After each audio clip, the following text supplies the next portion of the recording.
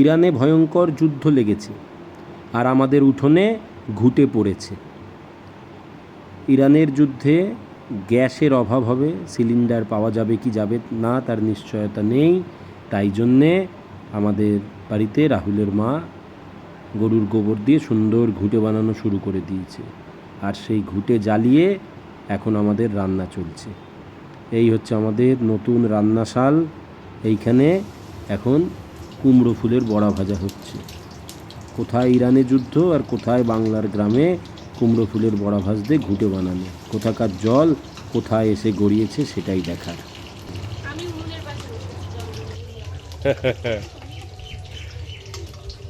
বাংলায় একটা প্রাচীন প্রবাদ আছে, আদার ব্যাপারীর জাহাজের খবরের কি দরকার।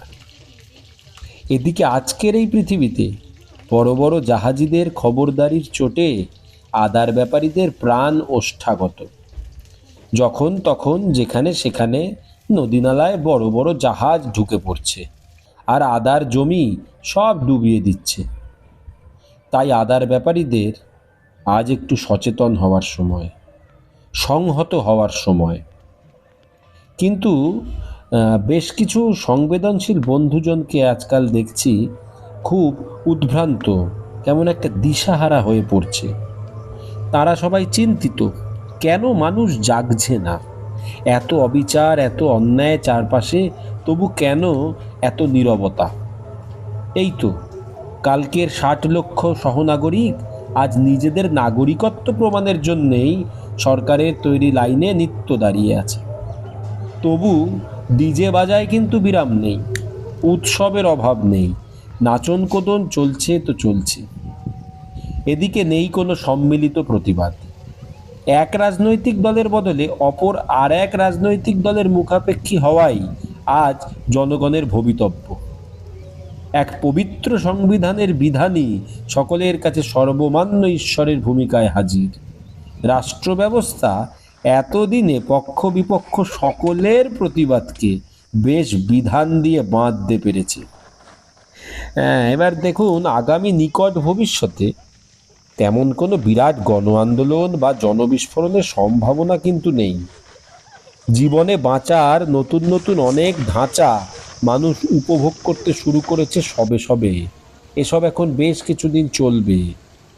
তাই অযথা নিজেদের শারীরিক মানসিক শক্তি ক্ষয় করে মনোরোগের শিকার হবেন না।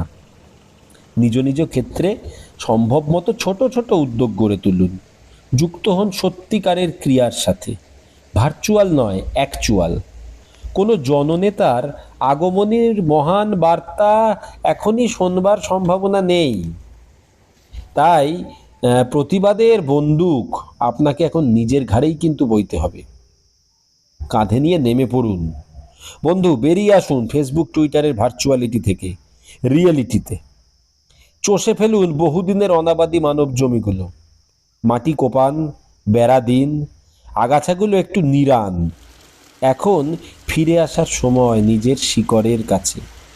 মাটির তলায় তলায় ছড়িয়ে ছিটিয়ে থাকা ভৌম জলের খোঁজে ছড়িয়ে দিন নিজেকে, ঠিক যেমন করে প্রবল প্রতিকূলতায় নিজেদের টিকিয়ে রাখে, বাঁচিয়ে রাখে রুখা মালভূমি অঞ্চলের পলাশ, শিমুল, মহুয়া গাছেরা। শিকড় এখন জলের খোঁজে ছড়িয়ে না দিতে পারলে আগামী খরার মোকাবিলা করা কিন্তু সহজ হবে না। এখন আত্মদ্বীপ হয়ে জ্বলে ওঠার সময়। আত্মদ্বীপ হয়ে জ্বলে উঠুন বন্ধু, আত্মদ্বীপ হয়ে জ্বলে থাকুন।